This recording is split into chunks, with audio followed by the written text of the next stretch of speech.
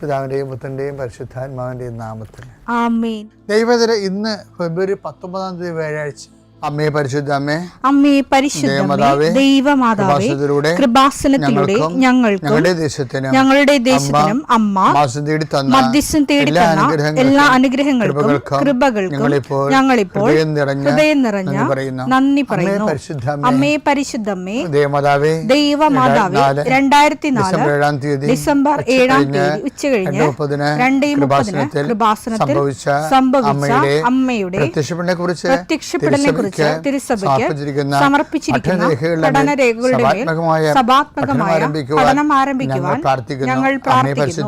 അമ്മേ പരിശുദ്ധമേ, ഭൂസ്വർലോകങ്ങളുടെ രാജ്ഞിയായ അങ്ങേയ്ക്ക് ഭൗമസംരക്ഷണത്തിനായി പ്രപഞ്ചപ്രകൃതിയെ തന്നെ തിരുസഭ പ്രതിഷ്ഠിക്കുവാൻ ഈ പ്രത്യക്ഷീകരണം വഴി ഇടയാക്കണമേ. പരിശുദ്ധമേ, ജപമാല മാതാവേ, സകല കൃപാസനം പ്രാർത്ഥനയോടും ചേർത്ത് ഞങ്ങളിപ്പോൾ പ്രാർത്ഥിക്കുന്ന ഈ കുടുംബത്തിന്റെ പ്രത്യേക നിയോഗം പറ മക്കളെ.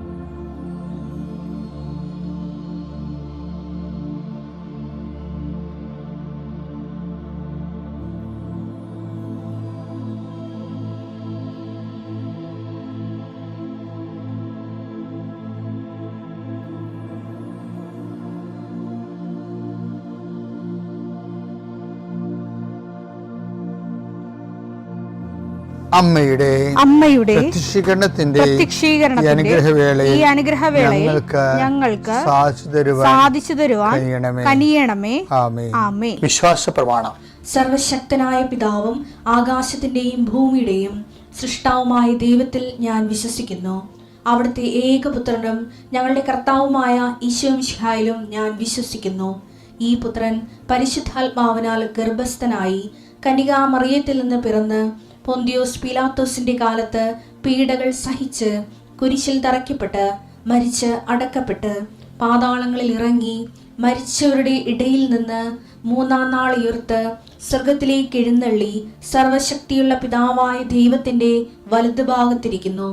അവിടെ നിന്ന് ജീവിക്കുന്നവരെയും മരിച്ചവരെയും വിധിക്കുവാൻ വരുമെന്നും ഞാൻ വിശ്വസിക്കുന്നു. പരിശുദ്ധാത്മാവിലും ഞാൻ വിശ്വസിക്കുന്നു. വിശുദ്ധ കത്തോലിക്കാ സഭയിലും പുണ്യവാന്മാരുടെ ഐക്യത്തിലും പാപങ്ങളുടെ മോചനത്തിലും ശരീരത്തിന്റെ ഉയർപ്പിലും നിത്യമായ ജീവിതത്തിലും ഞാൻ വിശ്വസിക്കുന്നു. ആമേൻ. സുഖസ്ഥനായ ഞങ്ങളുടെ പിതാവേ, അങ്ങയുടെ നാമം പൂജിതമാകണമേ. അങ്ങയുടെ രാജ്യം വരണമേ. അങ്ങയുടെ തിരുമനസ് സ്വർഗത്തിലെ പോലെ ഭൂമിയിലും ആകണമേ. അന്നു വേണ്ടുന്ന ആഹാരം ഇന്ന് ഞങ്ങൾക്ക് തരണമേ. ഞങ്ങളോട് തെറ്റ് ചെയ്യുന്നവരോട് ഞങ്ങൾ ക്ഷമിക്കുന്നത് പോലെ ഞങ്ങളുടെ തെറ്റുകൾ ഞങ്ങളോടും ക്ഷമിക്കണമേ. ഞങ്ങളെ പ്രലോഭനത്തിൽ ഉൾപ്പെടുത്തരുതേ, തിന്മയിൽ ഞങ്ങൾ രക്ഷിക്കണമേ. ആമേൻ. നന്മ നിറഞ്ഞ മറിയമേ, സ്വസ്തി. കർത്താവ് അങ്ങയുടെ കൂടെ സ്ത്രീകളിൽ അങ്ങ് അനുഗ്രഹിക്കപ്പെട്ടവളാകുന്നു. അങ്ങയുടെ ഉദരത്തിൻ ഫലമായി ഈശോ അനുഗ്രഹിക്കപ്പെട്ടവനാകുന്നു. പരിശുദ്ധ മറിയമേ, തമ്പുരാന്റെ അമ്മേ, പാപികളായ ഞങ്ങൾക്ക് വേണ്ടി ഇപ്പോഴും ഞങ്ങളുടെ മരണസമയത്തും തമ്പുരാനോട് അപേക്ഷിക്കണമേ. ആമേൻ. കർത്താവേ, നിന്റെ ഉന്നതമായ നാമത്തിന് സ്തോത്രം ചെയ്യുന്നു. കർത്താവേ, നിന്റെ വിശുദ്ധ പൗരോഹിത്യത്തെ മഹത്വപ്പെടുത്തണമേ. കർത്താവെ, സഭയിലുള്ള സാന്നിധ്യം പ്രകടമാക്കണമേ. 40 വർഷം ഞാൻ അർപ്പിച്ച കുർബാനയുടെ യോഗ്യതയെ കൃപാസ്ഥാനത്താറെ ജീവനോടെ പ്രത്യക്ഷപ്പെട്ട പരിശുദ്ധ അമ്മയുടെ മാധ്യസ്ഥത്തിൽ ഞാൻ അങ്ങയുടെ മക്കൾക്ക് വേണ്ടി പ്രാർത്ഥിക്കുന്ന കർത്താവെ, ലോകം മുഴുവനും ഉണർന്നിരിക്കുന്ന സമയത്ത് ഈ പ്രാർത്ഥനയിൽ പങ്കെടുക്കുന്ന ഓരോ മക്കള്, ഇന്ന് കടന്നു പോകുന്ന ഓരോ വഴികള്, ഓരോ ഉദ്യമങ്ങൾ, ഓരോ ജീവിത ലക്ഷ്യങ്ങൾ, അമ്മേ പരിശുദ്ധമേ, ദേവമാതാവേ, കൃപാസ്ഥാനത്താറെ ജീവനോടെ പ്രത്യക്ഷപ്പെട്ട അമ്മയുടെ സാന്നിധ്യം, സഞ്ചാരി മാതാവേ, സമയത്തിൻ്റെ അധികാരി, ഈ മക്കളുടെ കൂടെ പോകണമെന്ന് പ്രാർത്ഥിക്കുന്നു. പരീക്ഷയ്ക്ക് പോകുന്നവരെ എല്ലാ കുഞ്ഞുങ്ങളെയും ഞാൻ സമർപ്പിച്ച് പ്രാർത്ഥിക്കുന്നു. പരീക്ഷയ്ക്ക് പോകുന്ന, ഇന്ന് പരീക്ഷ എഴുതുന്ന എല്ലാ മക്കളെയും അവർ പഠിച്ചിരിക്കുന്ന മനസ്സിൽ ഓർത്തിരിക്കാനും ഓർത്തിരിക്കുന്ന പരീക്ഷയെ പ്രതിഫലിപ്പിക്കുവാനും പരീക്ഷ എഴുതുന്ന എല്ലാ മക്കളെയും, പരീക്ഷയ്ക്ക് പഠിച്ചുകൊണ്ടിരിക്കുന്ന മക്കളെയും കർത്താവിൻ്റെ നാമത്തിൽ ആശീർവദിക്കുന്നു. നിങ്ങളുടെ കഴിവിൻ്റെ അപ്പുറം ദൈവത്തിൻ്റെ കൃപ പ്രവർത്തിച്ചുകൊണ്ട് ഉന്നതമായ വിജയം കൈവരിക്കാൻ കർത്താവ് നിങ്ങൾ അനുഗ്രഹിക്കട്ടെ.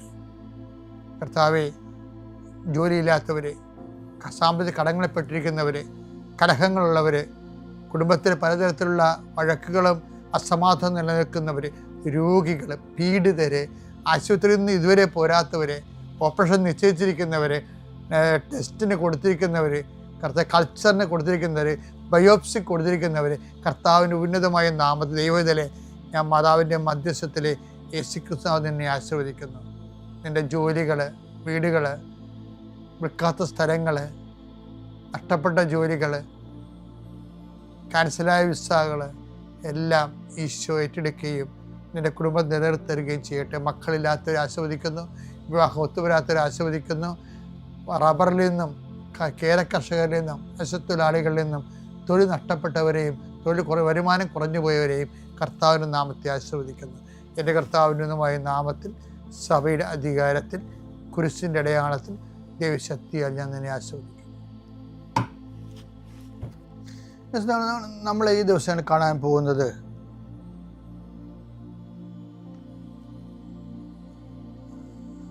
വിശ്വാസത്തെ ബേസ് ചെയ്ത് കർത്താവിൻ്റെ കാലത്ത് കർത്താവിനോട് ചുറ്റിപ്പറ്റി നടന്നവർ ഉയർത്തിയ കുറേ ചോദ്യങ്ങളുണ്ട്. അതിലൊരു ചോദ്യമാണ്, ഇവൻ ആരാണ്? കാറ്റും കടലും പോലും ഇവനെ അനുസരിക്കുന്നല്ലോ. മാർക്കോസിന്റെ സുവിശേഷം 4:41. അവർ അത്യധികം ഭയന്ന് പരസ്പരം പറഞ്ഞു, ഇവൻ ആരാണ്? കാറ്റും കടലും പോലും ഇവനെ അനുസരിക്കുന്നല്ലോ. അപ്പോൾ അതായത് ഈ യേശുവിലേക്കുള്ള വിശ്വാസ യാത്രയെന്ന് പറയണത് അപ്പോസ്തലന്മാരുടെ ആദ്യത്തെ ക്ലാസ്സുകളാണിതെല്ലാം. ഇതെല്ലാം ശരിക്കും പറഞ്ഞാൽ ആരാണ് യേശു എന്നുള്ള ചോദ്യത്തിന് അപ്പോസ്തലന്മാർക്ക് കൊടുക്കുന്ന പ്രാഥമികമായ ക്ലാസ്സുകളാണിതെല്ലാം. അതുകൊണ്ട് അത് എന്താ ഈശോ പ്രാഥമിക ക്ലാസ്സാന്ന് പറയാൻ കാരണം എന്തറിയോ? നിർബന്ധിച്ചു എന്നൊരു വാക്കുണ്ട്. 6:45 വായിച്ചേ. താൻ ജനക്കൂട്ടത്തെ പിരിച്ചുവിടുമ്പോഴേക്കും വഞ്ചിയിൽ കയറി തനിക്ക് മുൻപേ മറുകരയിലുള്ള ബെത്സയിദയിലേക്ക് പോകാൻ അവൻ ശിഷ്യന്മാരെ നിർബന്ധിച്ചു. അപ്പൊ ഈ യാത്രയില് എന്നിട്ട് ഈശോ മലമുകളിലേക്ക് പ്രാർത്ഥിക്കാൻ പോകണാണ്. ഇക്കരയില് അപ്പോസ്തലന്മാരെ അക്കരയ്ക്ക് തള്ളിവിടും. എന്നിട്ട് ഒരു രാത്രി കടലിലേക്ക് തള്ളിവിടണ കാണാം. അത് കമാൻഡാണ്. You must go by no means എന്ന് പറഞ്ഞുകൊണ്ട് ഈ രാത്രി കടലിലേക്ക് അപ്പോസ്തലന്മാരെ തള്ളിവിട്ടേറ്റും ഈശോ അവിടെ കൂടെ കയറത്തില്ല. എന്നിട്ട് മലമുകളിലേക്ക് പ്രാർത്ഥിക്കാൻ പോകും. 4 യാമമായി കഴിയുമ്പോഴാണ് കടലിൻ്റെ മീതെ ഭയങ്കര കൊടുങ്കാറ്റ്, കടൽക്ഷോഭം ഉണ്ടാകുമ്പോൾ കടലിൻ്റെ മീതെ വന്നു. അപ്പോൾ അതിൻ്റെ അർത്ഥം എന്താണ്? ഈ കൊടുങ്കാറ്റും കടൽക്ഷോഭത്തിലേക്കും ഈശോയെ തള്ളിവിട്ടെന്നല്ല എൻ്റെ അർത്ഥം, നിർബന്ധിച്ചു എന്നല്ല എൻ്റെ അർത്ഥം. അപ്പോഴ് അവർ അവരുടെ സംഘർഷ ഭൂമിയിൽ ദൈവത്തെ കണ്ടിട്ട് പോലും അവർ പറഞ്ഞ് ഭൂതമാണെന്ന് പറഞ്ഞ് പേടിച്ചിട്ട് പകച്ചുപോയി. അപ്പോൾ ഈ പകപ്പിലൂടെ ഈശോ വീണ്ടും അവർക്ക് വിശ്വാസ ക്രമീകരണം നടത്തും. എന്താ പറയണത്? ഭൂതമല്ല, ഞാനാണെന്ന് പറയും. ഇത് ഞാനാണ്. അപ്പോഴും നമ്മൾ 6:41 പ്രശ്നം വരും. 6:40 എന്താണ്? ഇവൻ ആരാണ്? കാറ്റും കടലും പോലും ഇവനെ അനുസരിക്കുന്നല്ലോ. അപ്പോൾ ഇതെല്ലാം സംഭവിക്കണമെന്ന് വെച്ച് കഴിഞ്ഞാൽ ഇതെല്ലാം ഒരു വിശ്വാസ പരീക്ഷണങ്ങളാണ്. നമ്മുടെ തിയറി ആൻഡ് പ്രാക്ടിക്കൽ എന്ന് പറയല്ലേ. ഇവൻ ആരാണ് എന്നുള്ളതാണ് തിയറി. ഇവൻ ആരാണ്? ഞാൻ സൃഷ്ടികർത്താവായ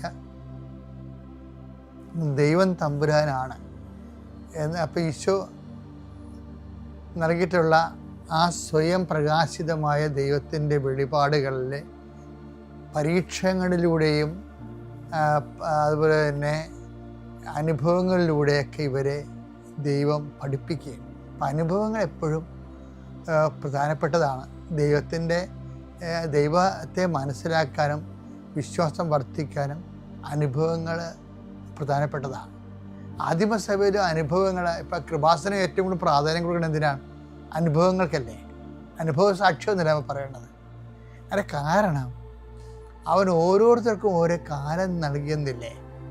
നടപടി പുസ്തകം 17:26 ഭൂമുഖം മുഴുവൻ വ്യാപിച്ചു വസിക്കാൻ വേണ്ടി അവിടുന്ന് ഒരുവനിൽ നിന്ന് എല്ലാ ജനപദങ്ങളെയും സൃഷ്ടിച്ചു. അവർക്ക് വിഭിന്ന കാലങ്ങളും വാസഭൂമികളും നിശ്ചയിച്ചു കൊടുത്തു. ഇത് അവർ ദൈവത്തെ അന്വേഷിക്കുന്നതിനും ഒരു പക്ഷേ അനുഭവത്തിലൂടെ അവിടുത്തെ കണ്ടെത്തുന്നതിനും വേണ്ടിയാണ്. എന്ത് വിഷയം മനസ്സിലായില്ലേ? അപ്പം അനുഭവം ഒരു പ്രശ്നമാണ്. ഈ ഇരുട്ട് കടലിലേക്ക് ഇവരെ തള്ളിയിടുന്നത്, നിർബന്ധിക്കുന്നത് ഒരു അനുഭവം ഉണ്ടാകാൻ വേണ്ടിയാണ് ക്രിസ്തുവിനെ. അപ്പം നമ്മളെപ്പോഴും ഓർത്തേക്കണം, നമ്മുടെ കടങ്ങളും അല്ലെങ്കിൽ മക്കള് തോന്നിയവാസങ്ങളിലൊക്കെ പോകുമ്പോഴും നമ്മളെ നിങ്ങൾ എന്തുണ്ടാക്കി, ചില മക്കൾ മാതാപിതാക്കന്മാരില്ലേ മക്കളെ പോറ്റാൻ കഴിയത്തില്ലെങ്കിൽ അവരെ സൃഷ്ടിക്കാതിരിക്കണം എന്നൊക്കെ പറഞ്ഞ് മക്കള് ദൈവത്തെ മറന്നൊക്കെ സംസാരിക്കത്തില്ലേ. അപ്പം നിങ്ങളെ പ്രേസ്തരോട് പറഞ്ഞാൽ മതി, അവരൊന്നും പറയരുത്, അവരെ ശപിക്കൊന്നും ചെയ്യരുത്, അവർക്കറിയില്ല. അത് നിങ്ങളെ ദൈവം നിർബന്ധിച്ച് ഇരുട്ട് കടലിലേക്ക് തള്ളിയിടുന്നതാണ്. കാരണം നിർബന്ധിച്ച വാക്ക് മറന്നു പോരുത്. മർക്കോസ് 6:45 താൻ ജനക്കൂട്ടത്തെ പിരിച്ചുവിടുമ്പോഴേക്കും വഞ്ചിയിൽ കയറി തനിക്ക് മുൻപേ മറുകരയിലുള്ള ബെത്സയിദയിലേക്ക് പോകാൻ അവർ ശിഷ്യന്മാരെ നിർബന്ധിച്ചു. അപ്പൊ ഇരുട്ടുകടലേക്ക് നിർബന്ധിച്ച് വിടുകയാണേ. എന്തിനാണ്? ഒരു അനുഭവം ഉണ്ടാകാൻ. എന്നിട്ട് ഇവര് അപ്പോസ്തലന്മാരെപ്പോലെ നമ്മള് 4:40 ചോദിച്ചില്ലേ, ഇവൻ ആരാണ്? ആറ്റും കടലും പോലും ഇവനെ അനുസരിക്കുന്നല്ലോ. അപ്പം നിന്റെ രോഗങ്ങളും നിന്റെ തള്ളിപ്പറച്ചുകളിലും മക്കൾ നിന്നെ ഓർഫണാക്കണതും നിന്റെ ജോലി ചില സമയത്ത് നഷ്ടപ്പെടുന്നതും നിന്റെ വിസ പ്രോസസ്സ് ആകാതിരിക്കുന്നതും നിന്റെ ഒത്ത കല്യാണം വിട്ടുപോരണതും എല്ലാം ദൈവവേദനെ നീ ക്രിസ്തുവിനെ അന്വേഷിക്കാനും അനുഭവത്തിലൂടെ കണ്ടെത്താനും വേണ്ടിയുള്ള ദൈവപരിപാലനയായിട്ടാണ് എടുക്കണമെന്നുണ്ടെങ്കിൽ നമുക്ക് അവസാനം ഈ വിഷയത്തിൽ സമാധാനം ഉണ്ടാവും, ദൈവത്തെ നമുക്ക് കിട്ടുകയും ചെയ്യും. അങ്ങനെ ജീവിതത്തെ സമീപിക്കാൻ നോക്കണം.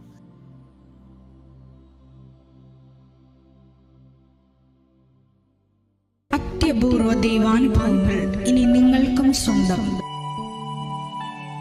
ഈ യൂട്യൂബ് ചാനൽ ഇതുവരെ സബ്സ്ക്രൈബ് ചെയ്തിട്ടില്ലെങ്കിൽ ഇപ്പോൾ തന്നെ സബ്സ്ക്രൈബ് ചെയ്യുക.